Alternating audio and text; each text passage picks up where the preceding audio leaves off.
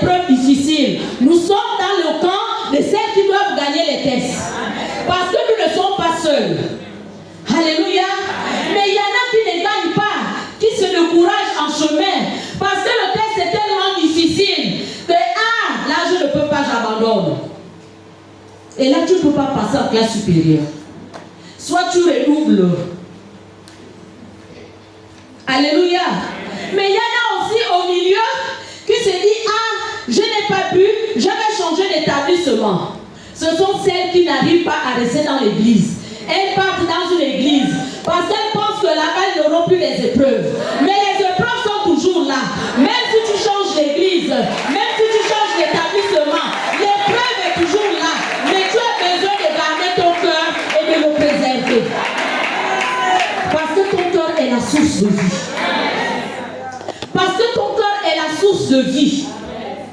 Alléluia. Nous sommes tenus de gagner. Et dans ces épreuves, nous avons 3 outils, ou même 4. Nous avons la prière. Nous avons la parole de Dieu.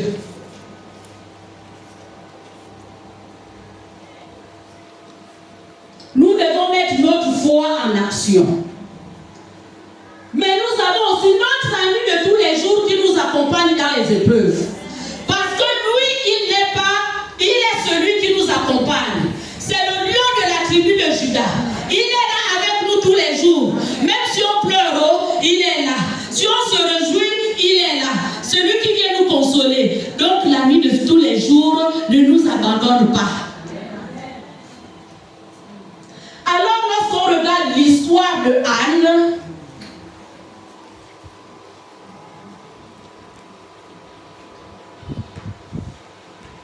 l'histoire de Anne, la Bible nous dit que cette femme était stérile. C'est une épreuve. Mais il y a beaucoup d'épreuves que nous pouvons être confrontés. Là, c'est Anne qui est stérile. Mais tu peux être au chômage, c'est une épreuve. Peut-être que ton mari a pris une deuxième épouse, c'est une épreuve. Peut-être que tu es seul, tu es là, tu es seul, sans mari, tu élèves tes enfants seuls. C'est une épreuve. Tu es peut-être en âge de te marier. Tu as dépassé la quarantaine et tu ne fais qu'attendre. C'est une épreuve. Les mamans, il y a des femmes même qui sont rejetées dans les foyers. Parce que les beaux-parents disent que tu n'enfantes pas. Nous allons prendre une deuxième épouse pour notre fils. Et c'est difficile. Ce sont les épreuves. Celles qui passent par le deuil. Beaucoup ont perdu les maris. Préserve ton cœur. Quelle que soit l'épreuve, préserve ton cœur. Parce que c'est là où se trouve la source de vie. L'histoire de Anne nous montre que cette femme, étant stérile, cherchait un enfant. Et là, nous voyons Pénina, qui est sa rivale, qui se moquait d'elle. Ne te moque pas de celui qui n'a pas. Amen. Alléluia. Amen. Ne te moque pas de celle qui n'a pas. Amen. Tu ne connais pas le lendemain. Amen.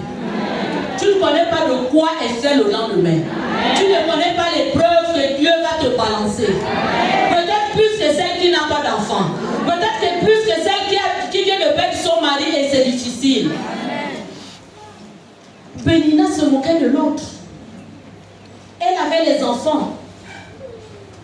Mais la Bible nous dit que le cœur de Anne était attristé, angoissé, son cœur souffrait, son cœur était abattu. Rien ne pouvait combler son cœur. Même son mari qui lui donnait la double portion ne pouvait combler le cœur de sa femme. Comme pour dire que les biens de ce monde ne peuvent pas combler notre cœur. Il n'y a que Jésus seul qui est capable de venir mettre la paix dans notre cœur. Seul Jésus. Nous pouvons tout avoir. Les voitures, les maisons, le mariage, les enfants. Mais seul Jésus est capable de combler le cœur attristé. Voilà pourquoi le Seigneur m'a montré les cœurs des femmes sont attristés par les difficultés, par les problèmes. Peut-être que c'est dans la famille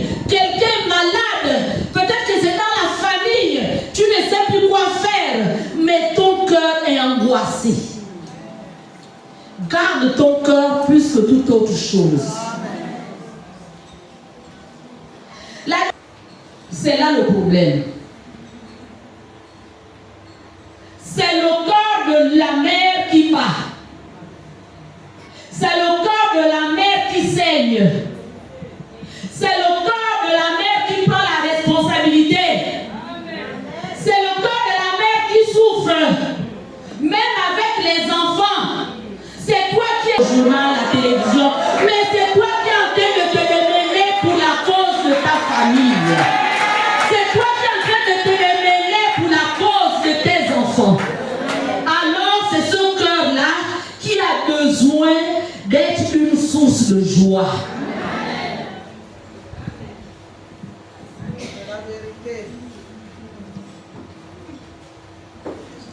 Alors notre cœur est tellement fragile qu'il faut vraiment le préserver. Aussi longtemps que l'épreuve dure, notre cœur manque de paix et d'assurance. Pénina était comme un danger pour elle. Alors il y a un temps de pleurs et un temps aussi de réjouissance. Il y a un temps pour la victoire. Alors Pénina se lève. Elle dit, je ne peux pas continuer à rester avec l'ennemi qui est là. Les mamans, nous devons savoir quitter les personnes qui nous font souffrir parfois. Si c'est la voisine, quitte. Si c'est ta soeur, quitte. Parce que lorsque tu es dans l'épreuve, c'est elle qui va venir te dire, allons ici, allons là-bas. Mais toi, tu dois rester ferme et déterminé. Nous devons savoir avoir des bons conseillers dans l'épreuve. Parce que pendant l'épreuve, le diable va utiliser plusieurs personnes qui vont venir te parler. Il y en a qui vont même t'accuser. Ah, soeur, certainement tu as péché, confesse. Mais qu'est-ce que ça a eu à voir avec le péché? Oui, il y a des épreuves par lesquelles nous passons parce que c'est la désobéissance. Et là, tu assumes toi-même les conséquences de ton péché. À ce niveau, tu as besoin de te repentir. Mais si ce sont les épreuves que nous connaissons de tous les jours là, sœur, parfois il faut quitter. Anne s'est dit, je n'en peux plus. Je suis fatiguée de pleurer. Je suis fatiguée de me morfondre. Je suis fatiguée toujours et toujours. Je ne mange même plus. Mieux je quitte cette femme et je vais aller dans la maison de l'Éternel pour le réfugier. Toi, quand tu es devant l'épreuve, tu vas où? Est-ce que tu cours chez les grands pour trouver les solutions? Est-ce que tu vas chez les hommes pour trouver les solutions? Alors tu as besoin d'aller dans la maison de l'Éternel. Tu as besoin d'aller dans la présence de Dieu. Si ce n'est pas à l'église, tu peux te retrouver dans ta chambre. Comme la Bible dit, que si tu veux prier, va dans ta chambre et prie. Ton Père qui est dans le secret, écoute. Et il va exaucer. C'est ce que Anne a fait. Moi, j'admire l'attitude de Anne. Parce que Anne, pour elle, s'est dit, cette femme-là va tuer ma foi. Cette femme-là, elle me décourage. Et il y a des mamans parmi nous qui découragent les autres. Il y a des mamans parmi nous qui sont là, les ministères de découragement. Ce n'est pas bien. Ton cœur est la source de vie.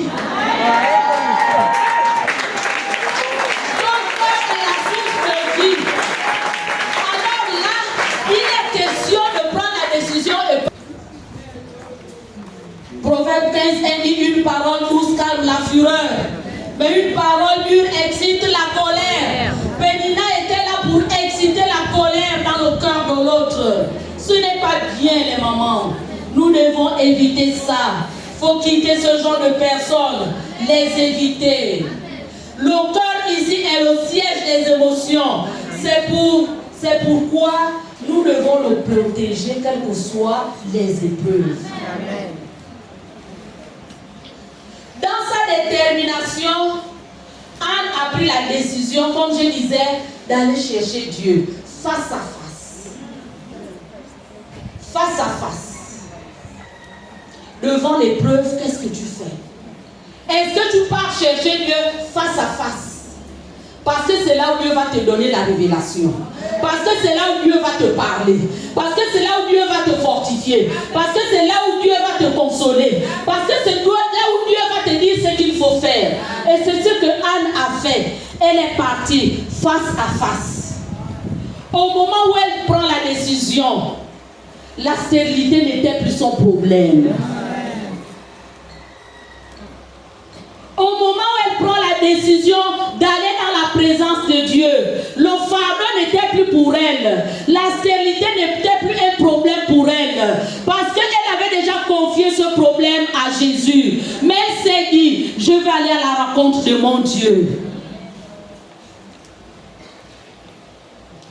Les mamans, il arrive parfois que dans ces épreuves-là, il est bien de prendre des décisions. Et ça vaut la peine. Parce que c'est pour ta survie. Je dis bien c'est pour ta survie.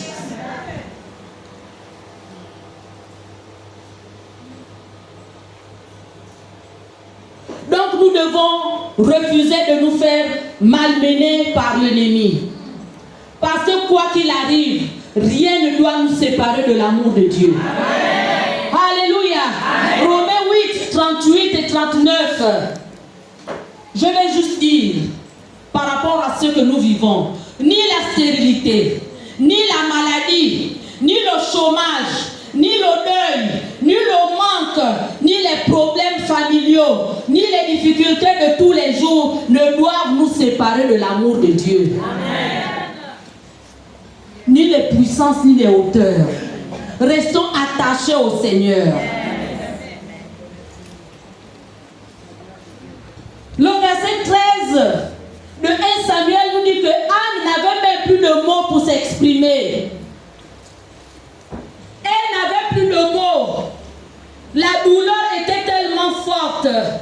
Nous n'avons pas besoin de nous inquiéter. Parce que nous sommes des femmes, des soldats du Seigneur. Nous sommes des conquérantes et des victorieuses. Alléluia. Amen.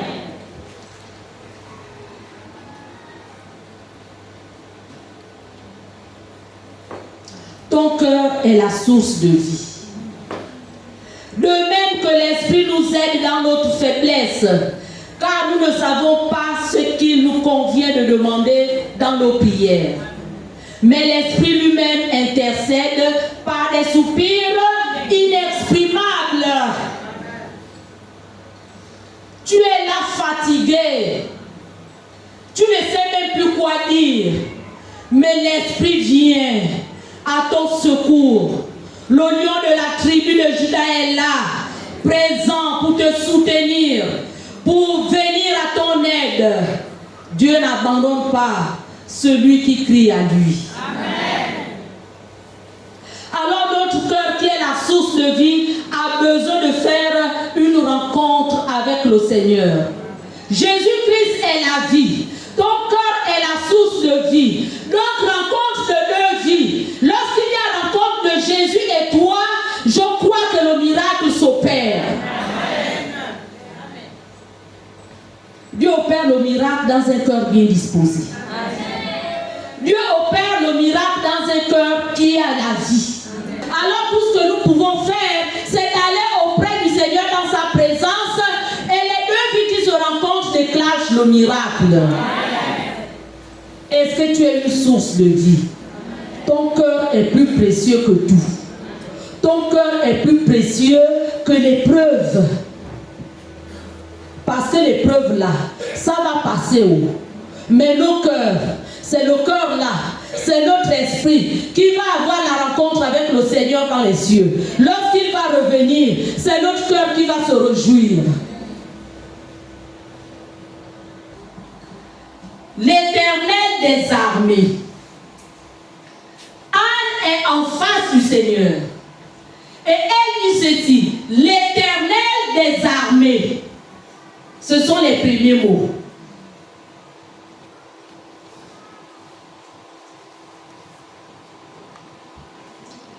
Ici, Anne nous montre sa façon d'aborder le Seigneur.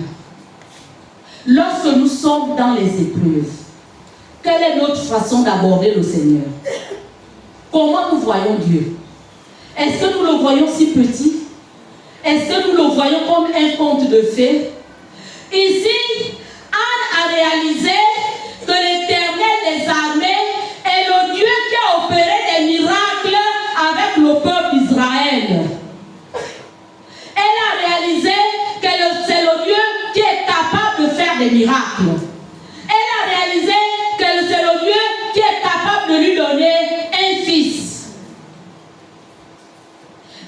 te demande, soyons précis.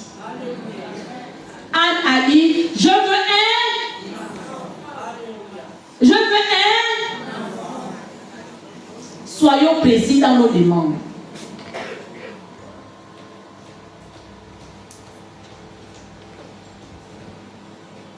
Quelle est ta façon d'aborder ce Dieu?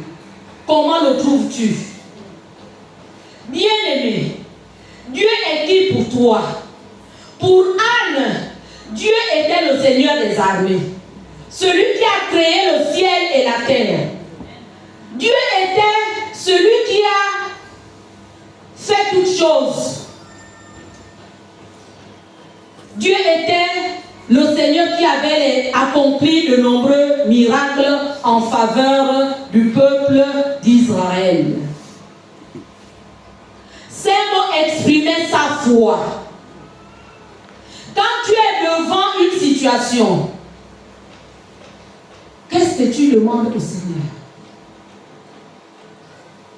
À un moment, il faut crier, Éternel des armées, toi qui as créé les cieux et la terre, du haut des cieux, le Seigneur nous écoute. Femme, quelle est la place de Dieu dans ton cœur? Tu peux crier à l'Éternel, celui qui a sorti le Gabon de l'esclavage, celui qui a sorti le peuple gabonais de l'esclavage. Anne a pris conscience de l'état de son cœur attristé. Les difficultés de la vie peuvent produire en nous des mauvais sentiments. Les difficultés de la vie peuvent produire en nous des mauvais sentiments. Tu accuses même Dieu. Jusqu'à quand? L'histoire là va finir. Je suis fatigué. Et tu vas prendre l'autre voie. Mais tes voies ne sont pas les voies du Seigneur. Nos voies ne sont pas les voies de Dieu. Nous sommes des êtres limités, oui, mais Dieu n'est pas limité. Alléluia. Amen. Dieu n'est pas limité, bien-aimé. Il n'y a pas de limite pour Dieu. Aucune situation peut dépasser la grandeur et la puissance de Dieu. C'est le Dieu qui opère encore. Alléluia. Amen. Distinguer la voix de Dieu. Pénina était une mauvaise voix. Nous devons apprendre à écouter et distinguer la voix de Dieu.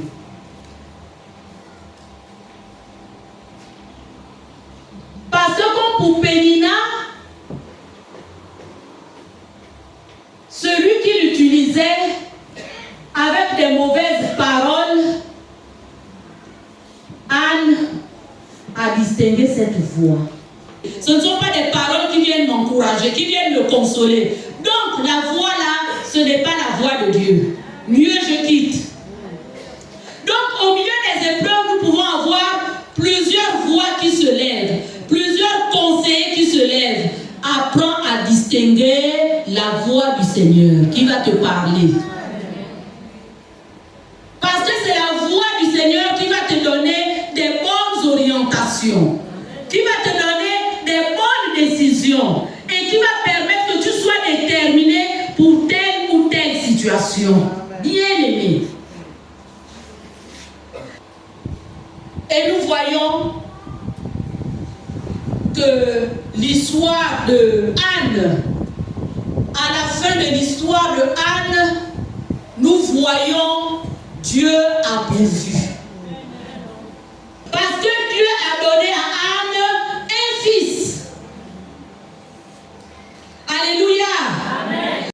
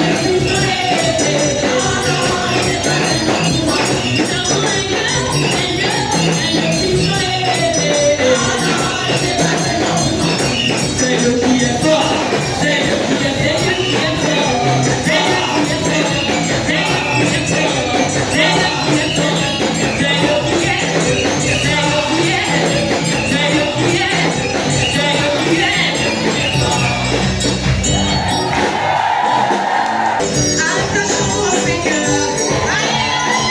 Attachons au Seigneur.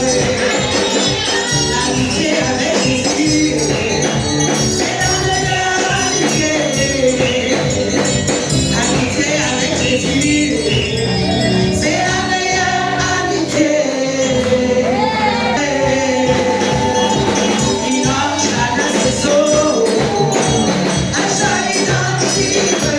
You know,